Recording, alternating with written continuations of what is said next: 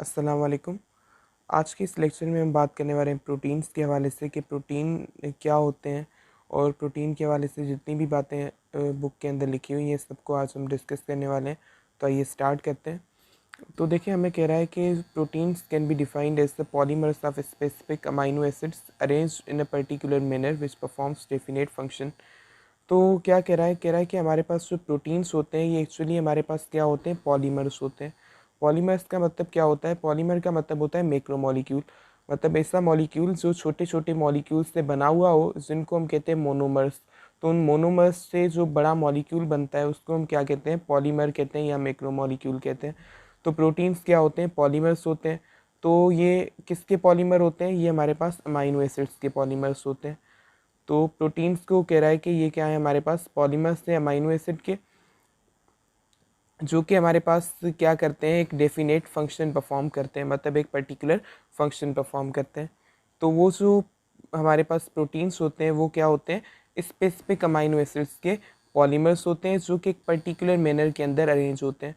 मतलब हमारे पास proteins amino acid जो होते हैं, सही है, बहुत सारे अमाइनो एसिड से बने हुए होते हैं।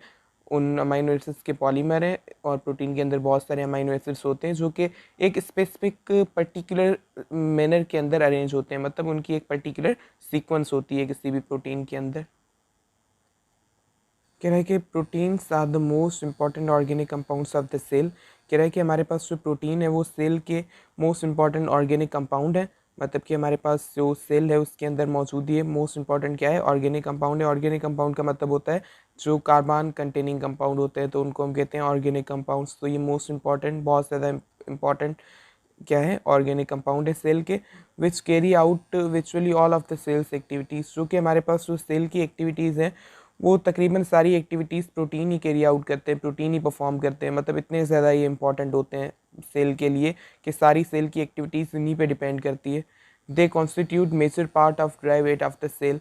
कह रहा है कि हमारे पास जो सेल है ना उसका जो ड्राई वेट है उसका जो बहुत ज़्यादा हिस्सा है वो प्रोटीन से बना हुआ होता है। मतलब कि अगर हम सेल है, सही है, सेल से सारा वाटर निकाल लें, उसके बाद जो सेल का वेट होगा उसको हम क्या कहते हैं? ड्राई वेट कहते हैं। तो उसका जो मेजर पार्ट है, उसका जो बहुत ज़्यादा बड़ा हिस्सा है वो किससे बना हुआ होता है? वो प्रोटीन से बना हुआ होता है।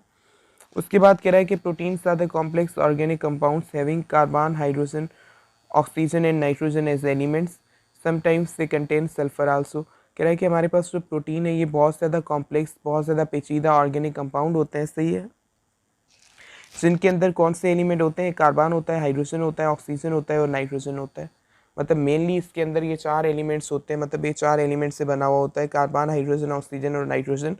और कभी कभी इन प्रोटीन्स के अंदर सल्फर भी होता है, मतलब कुछ प्रोटीन होते हैं जिनके अंदर सल्फर भी होता है। अब इनके अंदर क्योंकि नाइट्रोजन होता है तो उसी नाइट्रोजन की मौजूदगी की वजह से इनको हम कहते हैं नाइट्रोजीनियस कंपाउंड्स। मतलब कि ऐसे कंपाउंड जिनके अंदर नाइट्रोजन होता है तो उन कंपाउंड्स को हम कहते हैं नाइट्रोजीनियस कंपाउंड।